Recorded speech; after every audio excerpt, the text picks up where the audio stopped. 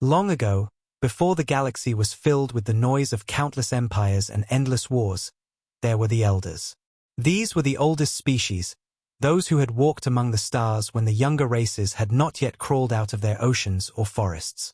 They had seen countless civilizations rise and fall, and their voices carried the weight of ages. Among their many lessons, one stood above all others, a warning spoken in quiet tones but filled with fear. They warned about a species still young, still hidden away on a small blue world circling an ordinary star, a species called humans. The Elders told the galaxy that these beings were not like others. Their history was one of chaos and fire. They did not move slowly like the long-lived races, nor did they cling to peace like those who feared conflict. Instead, humans thrived in struggle, in danger, in survival against impossible odds. They were a species shaped by storms and wars, by hunger and pain. Every scar they carried made them stronger. The Elders told this story again and again, repeating it in the great chambers of the council, in the private halls of rulers, and in the whispers that traveled between distant stars, but the younger races only laughed. They laughed because when they looked at humans, they saw weakness. Humans lived short lives compared to most alien races. Their bodies looked fragile, not covered in scales or thick armor, not gifted with claws or venom, not even born with wings to fly through the air. To many aliens, humans seemed like prey, not predators. They called the Elders foolish for fearing such a small species. They said the Elders had grown too old, too afraid of change, and now clung to ghost stories about creatures that could never stand against the mighty empires of the galaxy. Some even mocked the Elders in public, repeating the warnings with exaggerated fear in their voices just to make others laugh. The council chambers rang with this mockery, their polished walls echoing with pride and arrogance. But the Elders did not laugh. They remembered the wars of humanity's past, the rise and fall of kingdoms on Earth, the endless cycle of conflict that had shaped their minds. The Elders had studied humans carefully. They saw something others did not, something deeper than technology or strength. They saw the human will. They saw a fire that never died, even when pressed to the edge of destruction. Humans adapted faster than any species the galaxy had ever known. Where others would break, humans bent and grew harder. Where others surrendered, humans fought on, even when there was no chance to win. This, the Elders said, was what made them dangerous. But again, no one listened. The younger races lived in comfort. Their empires stretched across hundreds of systems. Their fleets filled the spaceways. Their science created wonders that dazzled their citizens. They had grown used to thinking of themselves as untouchable, unchallenged masters of the galaxy. To them, the idea that a species from a single, small world could threaten them was laughable. They spoke of humanity as a curiosity, a small race that might be useful as laborers or entertainers, but never as rivals. Their leaders wrote reports dismissing the Elders' warnings.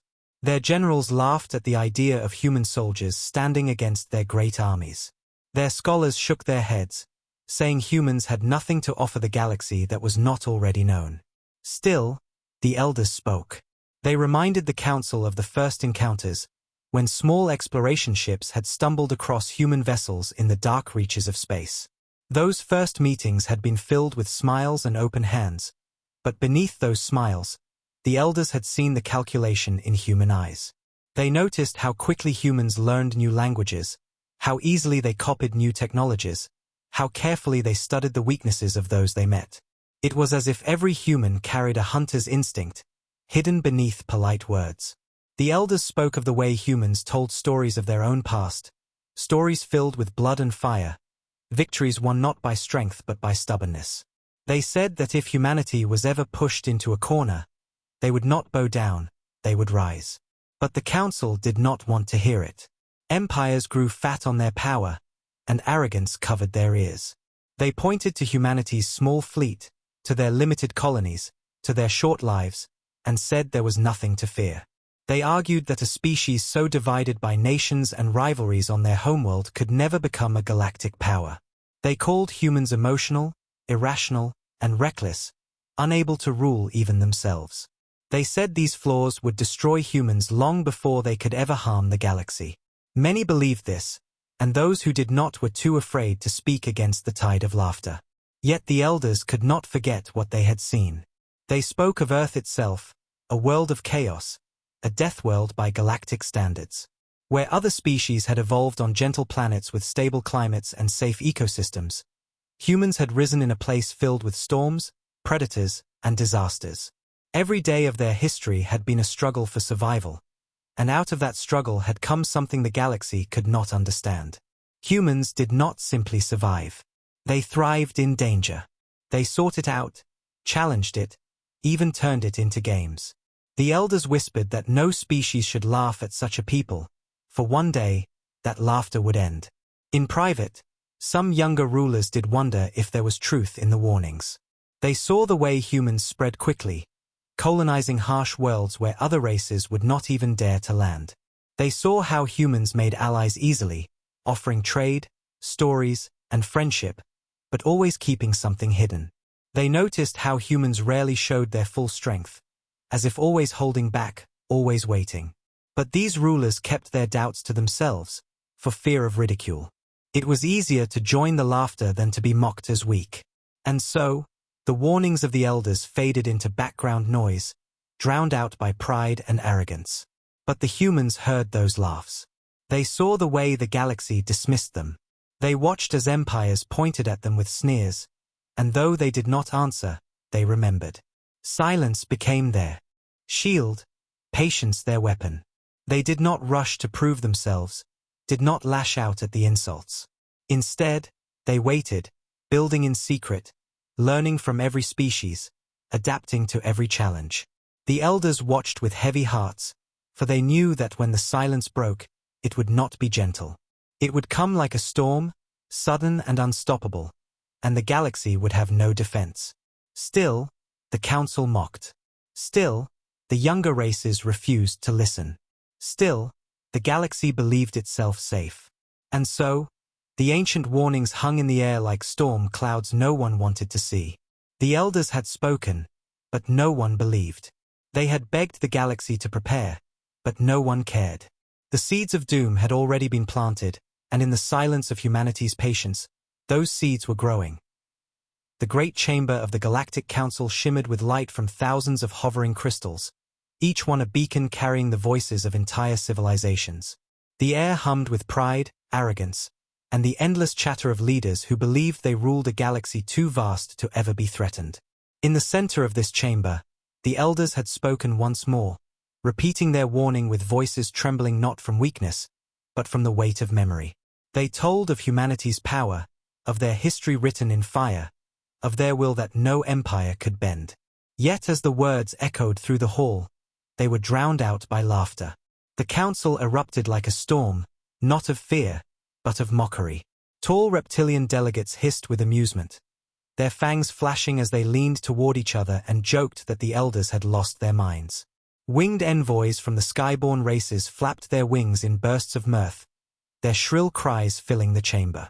Even the stoic stone-skinned titans, known for their rare emotions, rumbled with low chuckles that shook the very floor. To them, the warning was entertainment, a story fit for fools, not leaders. One warlord, draped in golden armor that gleamed under the crystals, stood and spoke loudly so that all could hear. His voice thundered across the chamber as he sneered, "You tell us to fear the humans? Fragile little creatures with soft flesh and short lives? Shall we tremble because they bleed so easily? Shall we quake before farmers and miners who can barely reach the stars without begging for help?" His words drew cheers and stomps from his allies. The chamber shook with their confidence. Another delegate, slim and pale, with eyes that glowed like molten silver, rose with a cruel smile. "Humans," she said, "are a race that fights among themselves more than with others. Their history is one of endless civil wars, betrayals, and petty struggles. If left alone, they will destroy themselves without us lifting a hand. Why should we waste fear on a species that cannot even unite?" The laughter grew louder, the words sharper, slicing through the elders' warnings like knives. The humans sat quietly in their place among the council. They did not rise to answer. They did not shout or threaten. They simply listened, their faces calm, their eyes watching. This silence made a few in the chamber uneasy, but those few quickly hid their discomfort. To most, the silence looked like shame, like submission. They believed the humans were too weak to even defend their honor. The elders, however, knew the truth. They saw the way human eyes did not lower, the way their stillness was not surrender but calculation. They remembered the ancient wars on Earth, where humans had faced hopeless battles yet fought until victory was carved out of defeat. The elders whispered among themselves that this silence was dangerous, but their voices were drowned in the roar of the crowd. The arrogance of the council grew with every word. Leaders compared humans to insects, to prey animals that should be pitied rather than feared. They joked that if war ever came, the humans would be conquered in a single cycle, their homeworld turned into a jewel for richer empires. Some suggested that humans could be enslaved, their labor used to build the monuments of greater species. Others said they might make amusing pets, kept for their strange songs and endless curiosity. Their words dripped with cruelty, but still the humans did not speak. One elder rose again, his voice shaking with frustration. He slammed his staff against the stone floor, and the chamber fell briefly silent. "You fools," he said, his ancient eyes glowing with sorrow. "You do not see what lies before you. They are not strong because of their bodies. They are not dangerous because of their weapons. They are dangerous because they will endure what no other can. They will fight when you think they are broken. They will rise when you believe them dead. They will burn your fleets with the fire of their will. Mark my words, one day you will see, and it will be too late." But the silence lasted only a heartbeat before laughter returned, louder than before. The warlord mocked the elder openly, saying, "Old one, you see ghosts where there are none. You speak of fire, yet all I see is smoke from your failing mind." Another shouted, "Perhaps the humans frightened you, but we are not so easily fooled." The council erupted once more, and the warnings were buried under arrogance. Still, in the quiet corners of the chamber, not everyone laughed. A few younger envoys glanced at the humans and felt a chill. They saw the calm in their faces, the patience in their silence, and wondered if perhaps the elders spoke truth. But fear of ridicule kept their mouths closed. Better to laugh with the crowd than to stand alone with doubt. As the session ended, the humans rose and left the chamber in silence. Their footsteps echoed softly against the stone floor, a sound easily ignored by those drunk on their own pride. But the elders watched them go, their hearts heavy. They knew that silence was not weakness. It was a storm waiting to break. They had seen it before in the histories of countless worlds, and they knew what was coming. The council could laugh as loudly as it wished, but when the laughter ended, the galaxy itself would tremble. The chamber emptied slowly, echoes of laughter still bouncing against the ancient walls. Delegates left in groups, their robes sweeping the polished floors, their voices filled with arrogance as they repeated the jokes they had made at humanity's expense. Some imitated the trembling voices of the elders, exaggerating their warnings with dramatic fear, while others clutched their sides, laughing at the very idea that frail humans could ever be a danger. The air was thick with pride, heavy with the belief that the galaxy was safe under their control. But in one corner of the chamber, a few pairs of eyes lingered, watching silently. The humans had not spoken during the meeting. Not once. They had sat in perfect stillness, their faces calm, their hands folded, their gaze steady. They had listened to every insult, every cruel word, every mocking laugh, yet their expressions did not change. To most, this silence meant weakness. To the arrogant council members, it looked like shame, as if the humans knew their place and accepted the role of lesser beings. But to a few, the silence carried something else, something unsettling. It was not the silence of submission. It was the silence of observation. A winged envoy, young and inexperienced, whispered to her mentor as they left. Why did they not speak? Why did they not fight back with words? Her mentor chuckled and shook his head, replying, "Because they know they are nothing. They hope that silence will hide their weakness."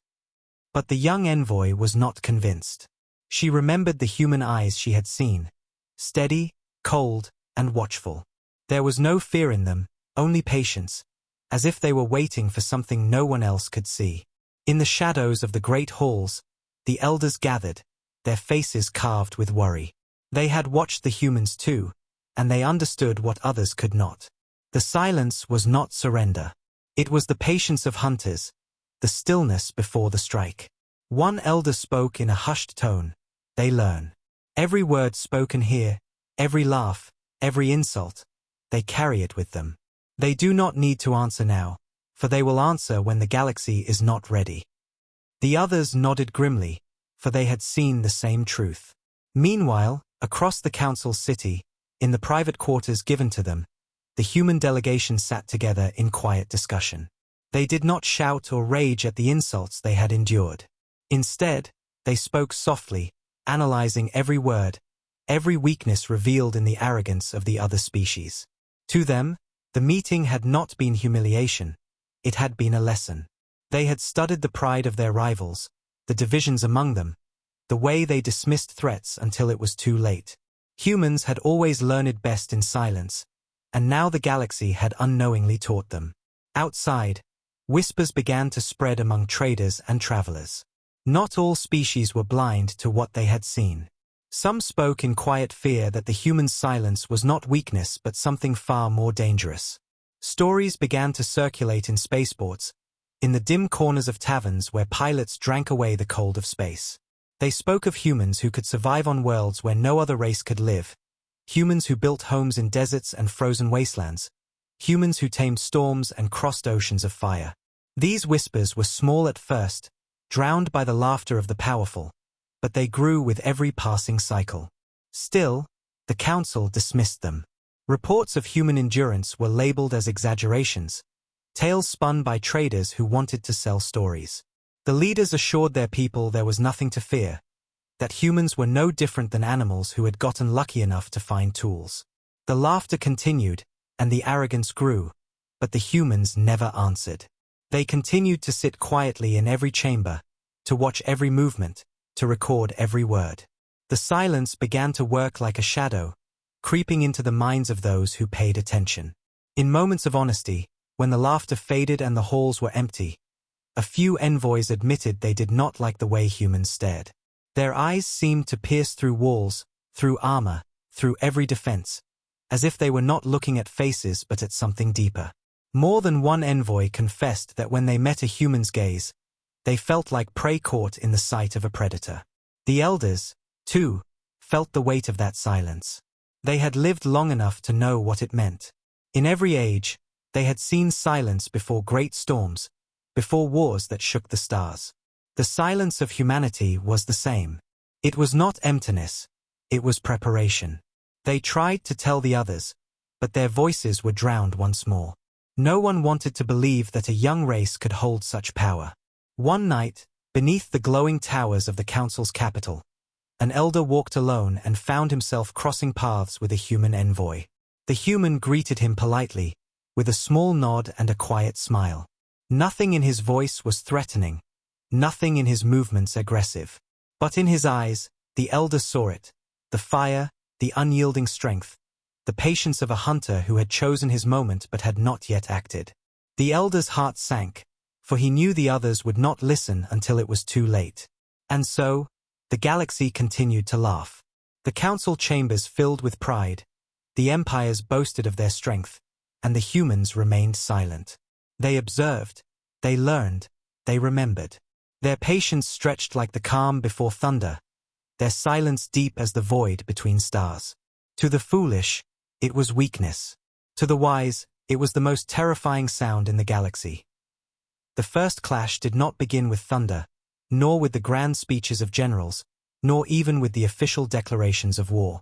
It began quietly, with a decision made in arrogance, born from the same pride that had filled the council chamber with laughter. One of the great empires, an empire whose fleet stretched across the stars and whose people had long considered themselves undefeatable, chose to strike. They saw humanity as weak, fragile, and unworthy of respect. They believed that destroying a few colonies would humble the humans and remind them of their place. They believed this would be easy, a simple victory to parade before the galaxy. The fleet they sent was vast, hundreds of ships strong, bristling with weapons powerful enough to scorch the surfaces of entire worlds.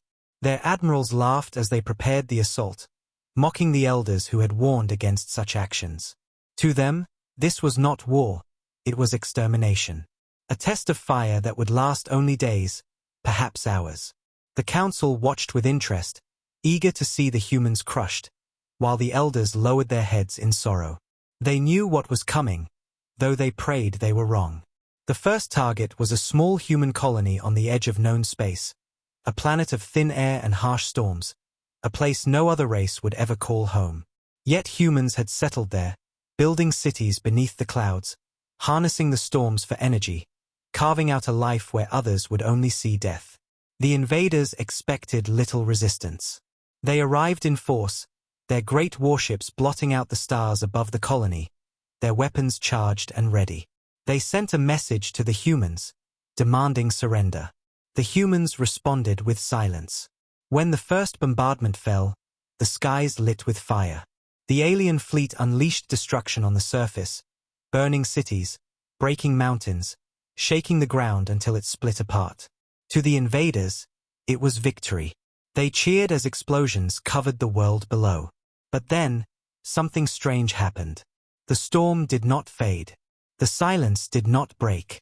Their sensors told them the colony was not destroyed, that resistance remained. Confused and angry, they sent troops to the surface. It was there, in the ruins of the cities, that the invaders first understood what the elders had tried to say. The humans did not scatter in fear. They did not surrender. They fought, with weapons forged from scraps, with tactics drawn from desperation, with courage born of survival, they fought. Every building became a fortress. Every street became a trap. Soldiers marched confidently into the ruins, only to vanish in the shadows. Squads disappeared without a sound, whole units wiped out by enemies they could not see.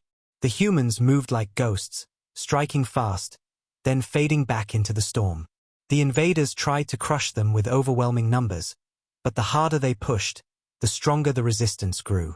The humans adapted to every tactic, learning quickly, shifting their attacks, striking where the enemy was weakest. The invaders began to whisper of shadows in the storm, of human eyes glowing in the darkness, of enemies who did not know fear. Their weapons grew heavier, their voices quieter. Pride turned into unease. Unease turned into fear. Above, the fleet commanders grew impatient. They ordered more bombardments, more destruction, determined to bury the humans beneath fire. But every strike only seemed to make them stronger. The colonists who had survived rose from the ashes, carrying the fight forward with greater fury. Entire platoons of alien soldiers vanished, their screams echoing briefly through comms before being cut off. The fleet began to lose contact with its ground forces, and one by one, their signals went dark. Then came the silence. The fleet orbiting above expected reports, expected progress, but nothing came. Entire divisions had vanished. Days passed, and the commanders realized their armies were gone. The proud Empire's soldiers, trained in the most advanced academies, armed with the most powerful weapons, had been erased by a people the council had mocked as weak. The commanders grew desperate. They ordered a retreat, but it was too late. For the first time, the humans revealed a fraction of their hidden strength. From the shadows of the storm, from the mountains and oceans of their colony, ships rose into the sky, small at first, fast and sharp, swarming like predators. They attacked with precision, tearing into the mighty fleet with weapons the galaxy had never seen. Ships that had been built for intimidation and destruction suddenly burned as if made of paper. The humans struck without hesitation, without mercy, and without fear. In hours, the proud fleet was shattered. Some ships exploded in fire, scattering debris across the orbit of the world. Others limped away, engines broken, systems failing, carrying survivors who would tell the story with trembling voices. But most never left at all. The storm swallowed them, and they were never seen again. The council waited for news of the Empire's victory. They waited for reports of humans begging for mercy, for images of conquered colonies, for trophies of war. Instead, what reached them was silence. No reports, no transmissions, no triumph, Just silence. At first, they dismissed it as a delay, a technical failure. But as days turned into weeks, whispers began to spread. Traders in the outer systems spoke of fleets that had vanished, of soldiers who never returned. They spoke of human colonies still standing, of warships seen rising from the storms. The laughter of the council grew quiet. Still, the leaders refused to believe. They said it was impossible, that no human fleet could match theirs. They claimed the rumors were lies spread by traders to cause fear. But deep down, some began to feel the weight of the elders' words. The humans had not surrendered. They had not been broken. They had fought, and they had won. In the shadows, the humans remained silent. They did not boast of their victory. They did not announce their power to the galaxy. They simply rebuilt, preparing for what would come next. Their silence was more terrifying than any roar of triumph, for it told the galaxy one thing clearly. Humanity was watching, humanity was waiting, and humanity was ready. The first fleet's silence still echoed across the galaxy when the second fleet was launched. Pride would not allow the Empire to accept the truth. They could not admit that their ships, their armies, their soldiers, had been erased by humans they had mocked only weeks before.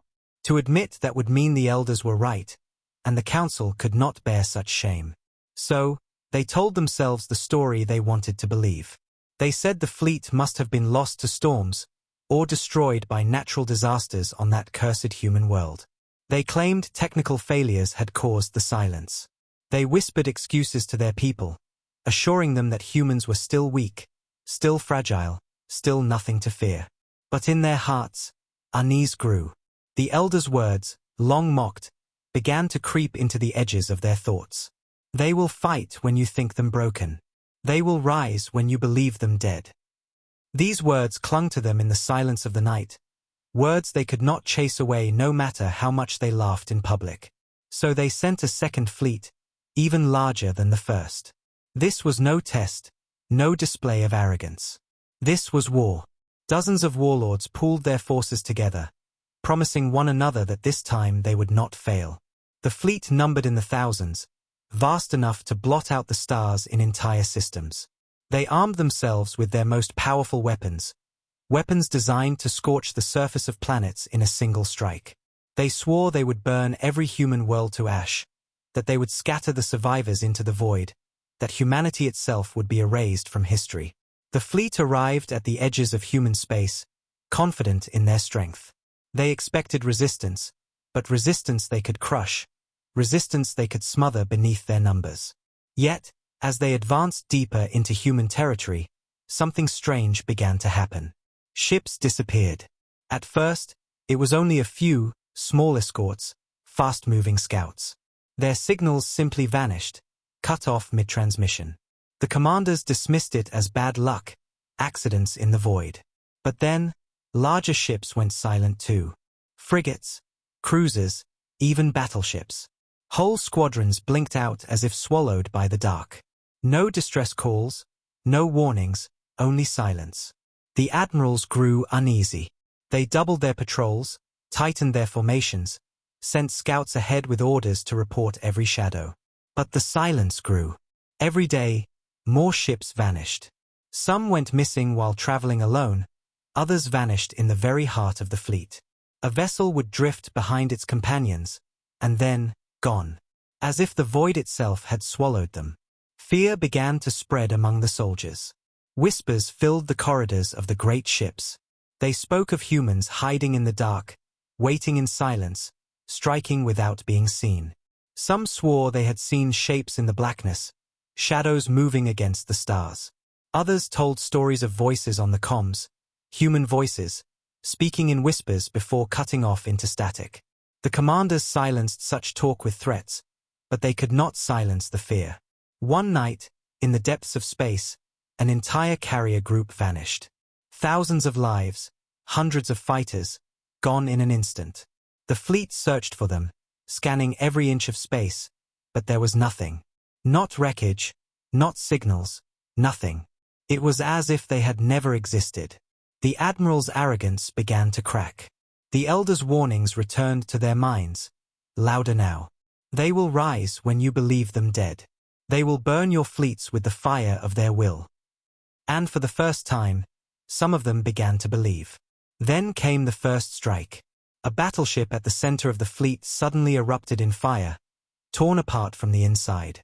Its pieces scattered across the void, striking other ships and sending them spinning. Before the commanders could react, another ship exploded, then another. Panic filled the fleet as alarms screamed and crews shouted over one another. And then, out of the shadows, the humans came. Their ships did not look like the warships of the galaxy. They were not polished with gleaming hulls, not covered with banners of pride. They were dark, silent, built for war without vanity. They struck fast, slipping between the massive ships like wolves among cattle.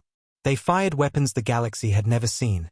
Railguns that punched through armor as if it were paper, torpedoes that moved too quickly to be tracked, energy blasts that cut through ships in silence. The alien fleet returned fire, but the humans were already gone, vanishing into the blackness only to strike again from another angle. The battle turned into a slaughter. Entire squadrons broke apart as human ships darted between them, tearing them down piece by piece. Admirals shouted orders, demanding formations, but no formation could stop what they faced. Every time they turned, the humans were already behind them. Every time they fired, their shots struck nothing but the empty void. And then came the silence again. Ships that had shouted for help moments before went quiet. Massive vessels that had stood for centuries were reduced to burning husks drifting among the stars. The survivors tried to retreat, but the humans followed, relentless, merciless, silent. The fleet that had entered human space in arrogance was torn apart until only fragments remained. A handful of ships escaped, their hulls scarred, their crews broken. They limped back to the council, carrying tales of horror. They spoke of ships that moved like shadows, of weapons no defense could block, of enemies who did not know fear. Their voices shook as they told the council what they had seen, and their words were filled with dread. For the first time, the laughter in the chamber faded. The council tried to deny it, to silence the survivors, to claim their words were lies born of fear.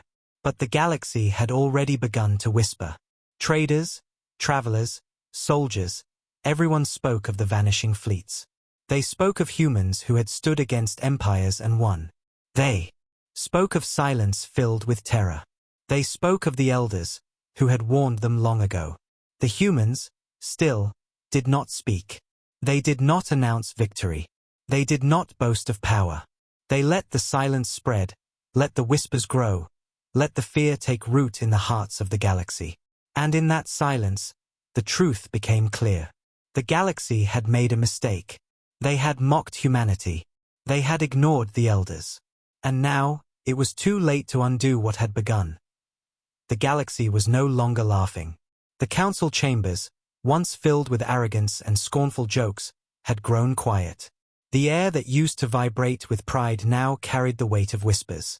The vanishing fleets had shaken the empires to their core. No one could explain how entire armadas had disappeared without leaving wreckage behind. No one could deny the few survivors who returned with haunted eyes and trembling voices. They spoke of shadows moving in the void, of weapons that cut through ships as if they were nothing, of silence that felt alive. The elders did not gloat. They did not stand and remind the council that they had warned them all along. Instead, they sat in silence, their ancient faces grim, for they knew this was only the beginning. Humanity had not revealed its full strength yet. What the fleets had faced were only glimpses, fragments of something much larger. The storm was gathering, and when it finally broke, no one in the galaxy would be spared from its fury. In the outer systems, traders and wanderers carried stories of human colonies that grew stronger after every attack. Planets thought to be destroyed still sent signals of life. Outposts the empires had burned to ash were rebuilt in weeks, their people returning fiercer than before. The humans did not vanish into despair. They did not flee into the shadows. Instead, they spread further, building new settlements in places so harsh no other race would even land. They turned frozen rocks into homes, poisoned swamps into farms, burning deserts into cities. The galaxy could not understand it. Where others saw death, humans saw survival. Where others broke, humans grew. And with every rumor, with every whispered tale, the fear spread further. Captains began refusing orders to enter human space. Soldiers muttered prayers before deploying, their eyes darting to the darkness between stars as if expecting it to come alive. Even the most powerful empires began to hesitate, their pride shaken. The laughter that once filled their halls had turned into uneasy silence. But the humans themselves did not boast. They did not step into the council to claim victory, nor did they demand recognition. They moved in silence, their ships unseen, their colonies hidden behind storms and shadows. The galaxy waited for them to speak, but humanity's silence was more terrifying than any declaration of war. And then the whispers changed. Reports surfaced of vast shipyards hidden deep in human space. Traders who had stumbled too close spoke of massive structures orbiting barren worlds, where colossal ships were being built, ships unlike any the galaxy had ever seen. Some claimed to have glimpsed shadows larger than cities drifting in the void, silent and waiting. Others spoke of weapons so powerful they could shatter moons, weapons that hummed with strange energy no one could explain. These were only rumors, but rumors were enough to sow terror.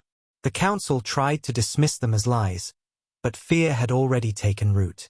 Entire delegations argued endlessly about whether to launch another attack, whether to negotiate, or whether to retreat entirely. Some demanded that humanity be destroyed before it was too late. Others whispered that it was already too late, that the humans had grown too strong, too fast. The chamber rang not with laughter now, but with panic. Meanwhile, on Earth, the storm was indeed gathering. The humans had learned from every battle, every insult, every attempt to erase them. They had taken the galaxy's weapons, studied them, improved them. They had built fleets in secret, not of polished vessels meant to impress, but of dark war machines built only to fight and endure.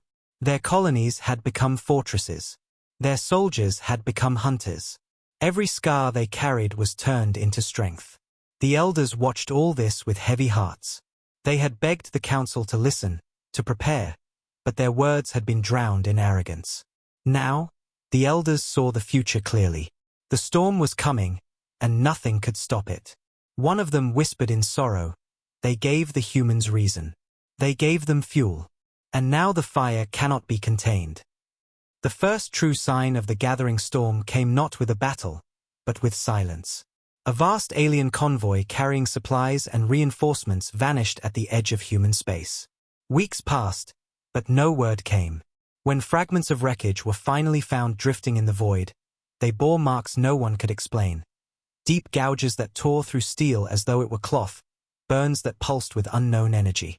The convoy had not just been destroyed. It had been erased. Soon after, communication beacons along the border began going dark. Outposts lost contact with each other, stations fell silent, and patrols never returned. Entire sectors of space simply vanished from the maps, swallowed by silence. Panic spread across the galaxy as more and more systems went dark. No one knew how far the humans had reached, how many ships they had built, how many worlds they had claimed. The silence carried their shadow, and the shadow was everywhere. And yet, the humans still did not speak. They did not announce themselves, did not claim credit, did not demand submission. Their silence was deliberate, and it was terrifying. For silence left the galaxy's imagination to run wild, and imagination was cruel. Every race began to wonder when the storm would fall upon them, when the skies above their worlds would darken with human warships. The uncertainty ate at them more than any battle could. The elders sat together once more, their voices low. "This is the moment," one said, "when the galaxy should have listened. Now the storm is upon us. It cannot be stopped." They looked at the younger races, at the proud leaders who now trembled in fear, and they knew that doom was already written. And so the storm gathered in silence, unseen yet everywhere. The humans waited, patient as ever, letting the galaxy weaken itself with fear. The laughter was gone now, replaced by whispers, replaced by terror. And in that silence, in that waiting, the storm grew stronger. It was no longer a question of if humanity would strike. It was only a question of when. The council chamber was no longer the hall of laughter it once had been. Where jokes and jeers once filled the air, now there was only shouting, panic, and fear. Delegates from 100 species argued over one another, their voices breaking into chaos as reports of silence spread across the stars. Trade routes had gone dark. Colonies that once thrived under the banners of great empires now sent no messages. Fleets launched to patrol the borders of human space vanished like drops of water into fire. The mighty powers of the galaxy, who once mocked the humans as weak and fragile, now trembled at every whisper of their name. In the midst of this chaos, the elders sat in silence. Their ancient faces carried sorrow, not triumph. They had warned the council for centuries. They had begged them to see, to listen, to prepare. But no one had listened. And now the storm the elders had feared was unfolding exactly as they had said it would. Humanity was rising in silence, and the galaxy could do nothing to stop it. One elder rose, his voice trembling, not from weakness but from despair. "You fools," he said, and the chamber quieted to hear him. "You mocked us when we told you what humanity was. You laughed when we spoke of their will. Now your fleets are gone, your colonies are silent, your people live in fear. This is not victory for us. This is doom, for all of us." His words hung in the air, heavy as stone. No one laughed. No one dared.